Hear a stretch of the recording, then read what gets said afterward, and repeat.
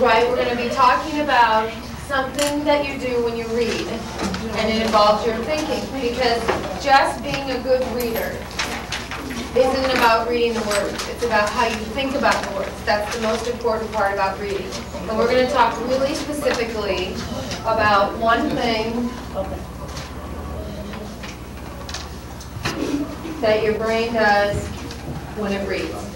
I want to know what you know about this word, inference.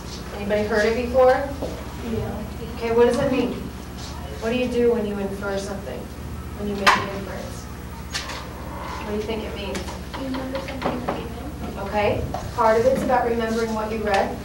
Describing something you read? Could be describing something you read. Not quite, but part of it. Or you read it, look at the colors and everything about it. You know, what you just described is something we do with inferring, and it's called predicting. So let's think about that. Let's say in this book right here, I'm going to look at the cover, the front cover, and what might I say? What's my brain starting to think about? It's starting to predict. I wonder what this guy is. I wonder if this is going to be about a book. I wonder if this story took place. I'm going to start making predictions about what I think is going to happen in the book. Inferring is a part of predicting. The difference is I am going to find out when I get in the book if I was what? Right. If I was right, and I'm going to find out if I was wrong. A prediction is going to be confirmed, or I'm going to find out I was wrong. And an inference, so the answer to a prediction is in the book. In an inference, the answer is not in the book. And that's the hard part for your brain. It is how we figure out what is not directly stated by using what? What do we got to use? You got to use your brain. By using your brain, can you see what's going on in your brain? No. Nope, we call that unseen. That's the unseen part of reading, by using your brain. And what else do you got to use? Is the author going to make you do the thinking on your own? Or are they going to give you some help?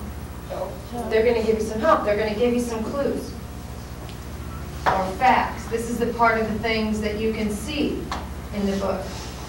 The way the author writes, the pictures the illustrator uses, the diagrams in your files, in your textbooks. So to make an inference, you're not just guessing about the book. You're not just saying, I think this is going to happen. You are able to actually figure it out, very logically figure out what the author's trying to say if you use what your experiences are and you very closely look for and collect facts from the books. That's what we call an inference. You can draw conclusions. How many of you think you infer right now? How many of you think you do this right now?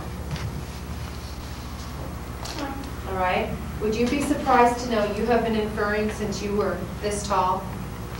Your brain already knows how to do this. It already does it. Let me show you. If I said, and remember, an inference is being able to figure out what is not directly stated by using what you know and the clues I give you. The clues could come in a picture. If I said, I'm not going to tell you how this person is feeling.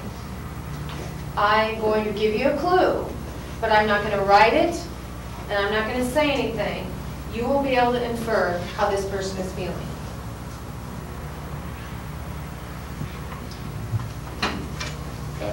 How's that person feeling? How do you know that? Did I write it down? I didn't write it down. Is there a word that says this person is happy? Is that in the book?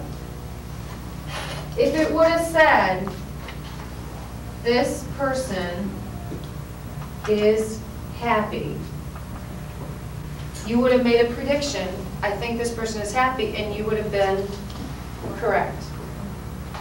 Because it's an inference, you can only conclude from the facts that more than likely if somebody is smiling, they are going to be happy. How about this person?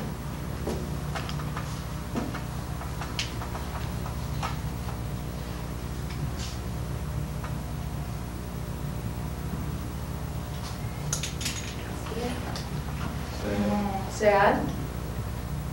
Frightened? Scared. Scared? Surprised? Who's right? Whose inference is right?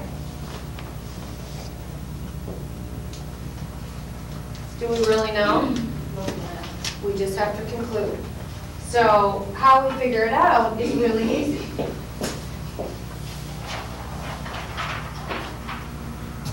It isn't the answer that's important, it's how you got to the answer. You collected facts. What are the facts in this picture?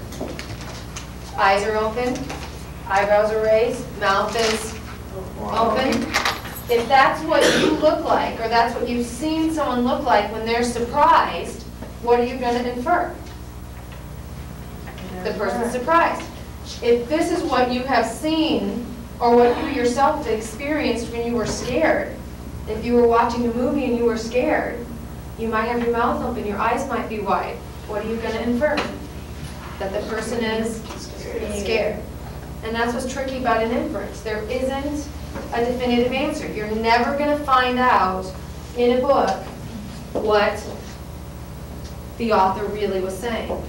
You can only logically conclude from the facts and your experience what you think the most logical answer would be.